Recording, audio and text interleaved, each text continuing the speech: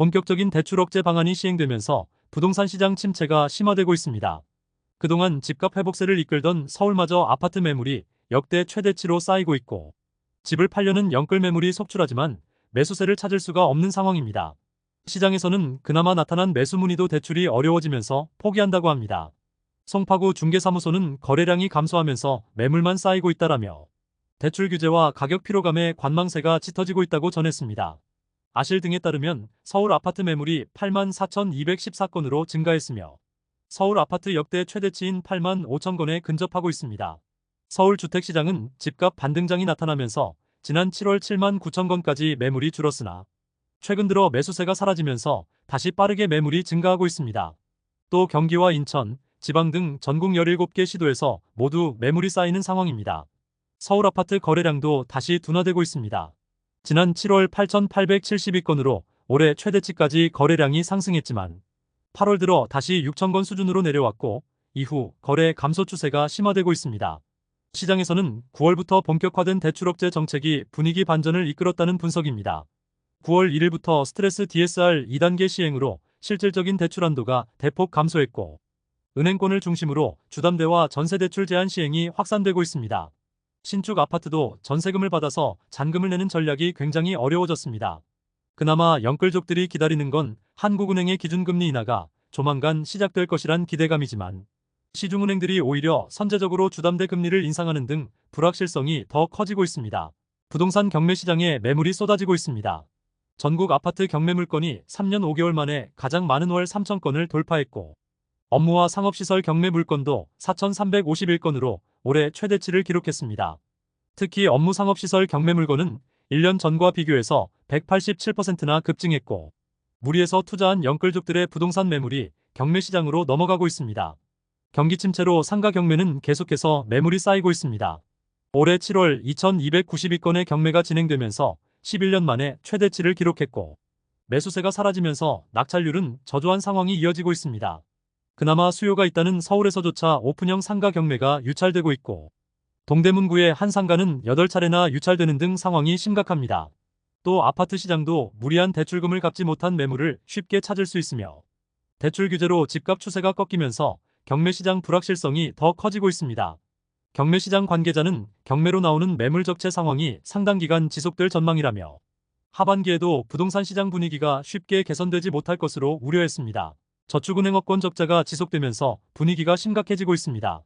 부동산 PF 관련 손실이 3조 원대에 이를 수 있다는 관측이 나오고 있으며 PF 관련 대손충당금을 수천억 이상 쌓으면서 대규모 단기 순손실이 이어질 전망입니다.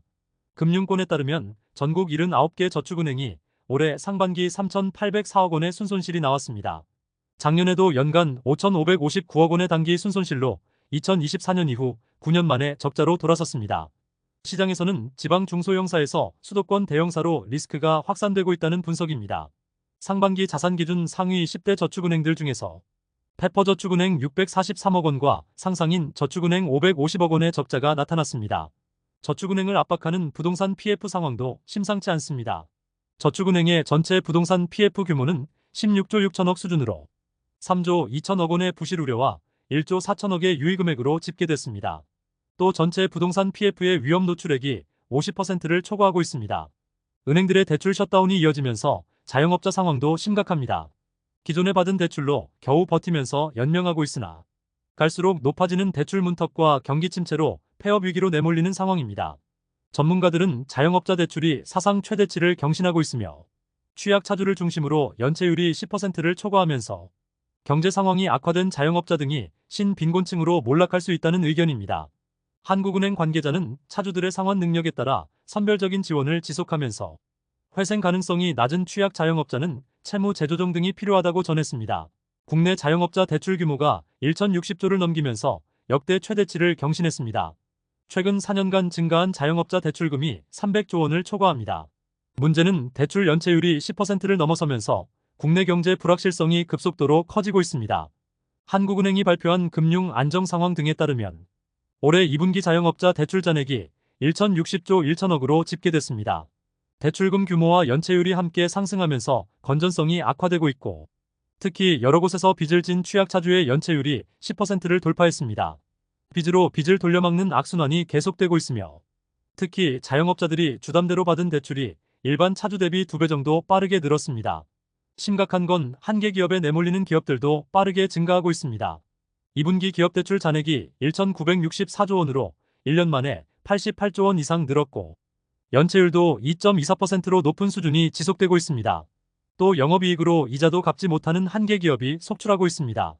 상황이 심각해지면서 한은은 회생 가능성이 낮은 자영업자 등에 대해서는 새 출발 기금 등을 통해 적극적인 채무 조정이 필요하다고 밝혔습니다. 또 한계 기업에 대한 과감한 구조 조정도 필요하다고 전했습니다. 올해 약 30조 원에 달하는 대규모 세수 결손이 나타날 것으로 전망됐습니다. 지난해 역대 최대 규모인 56조 4천억 원의 결손이 발생한 데 이어서 작년과 올해 2년 연속 대규모 세수 펑크 사태가 불가피한 상황입니다. 기재부가 발표한 2024년 세수 재추계 결과 및 재정 대응 방향 등에 따르면 올해 국세 수입이 337조 7천억으로 예상됐습니다. 정부가 지난해 확정한 올해 본예산 367조 3천억 대비 29조 6천억 원이 부족한 수준으로 올해도 대규모 세수 결손이 발생하게 됐습니다. 세목별로는 법인세 결손이 14조 5천억으로 전체 규모의 절반을 차지하며 부동산 시장 침체로 양도소득세도 작년보다 5조 8천억 정도 감소할 전망입니다. 기재부는 지난해 글로벌 교역 위축과 반도체 업황 침체 등에 따라 전체적인 법인세 감소폭이 예상보다 크게 나왔다고 밝혔습니다. 한국은행 금통위원이 최근 서울 경기 집값이 꺾이기 시작했다고 밝혔습니다. 한국공인중개사협회는 지난달 서울 집값이 4.5% 급락했다고 전했습니다. 최근 한국은행 금통위원은 금통위원 간담회 등에서 주택 외환시장 현안을 설명했습니다. 서울 등 수도권을 중심으로 올해 초부터 반등한 집값이 6월 이후 오름세가 확대됐고 집값 급등 시그널이 나오면서 7월까지 상승 분위기가 이어졌다고 밝혔습니다. 아파트값 상승 속도가 과거 2005년과 2015년 상승기와 유사하고 이에 따라서 주택가격 버블 가능성이 증가할 수 있다고 전했습니다. 다만 가파른 가격 상승은 결국 주택가격의 불확실성이 높아지면서 투자자들의 불안감도 커진다고 보고 있습니다. 특히 주택가격이 8월까지는 상승세가 이어졌으나 최근 들어서는 서울과 경기 등에서 꺾이기 시작했다는 분석입니다. 위원장은 현재 집값 하락이 추세적으로 이어질지 일시적인 것에 그칠지는 판단하기 어렵다고 덧붙였습니다. 현재 주택가격은 불확실성을 낮추는 게 가장 중요하며 양질의 주택 공급 또한 이어져야 한다고 전했습니다. 한 발 빠른 통계를 제공한다는 공인중개사협회는 집값 하락을 발표했습니다. 부동산정책연구원은 지난 8월 전국 아파트 매매 가격이 1.9% 하락했고 서울 -4.5%와 수도권 -4.4%로 집계됐다고 밝혔습니다. 8월에도 집값이 올랐다는 정부기관 발표와는 정반대의 소식입니다. 중개사협회는 실거래 가격으로 바로 통계를 내면서 실질적인 시세 반영이 훨씬 더 빠르다고 설명했습니다. 실제 시장에서는 9월부터 시행된 DSR 2단계와 은행들의 대출 중단으로 큰 충격이 발생했고 9월 집값이 향후 가격 방향성 흐름에 중대한 변곡점이 될 전망입니다. 지금까지 잼스톤TV였습니다. 오늘 영상 도움되셨으면 구독과 좋아요 부탁드립니다. 시청해주셔서 감사합니다.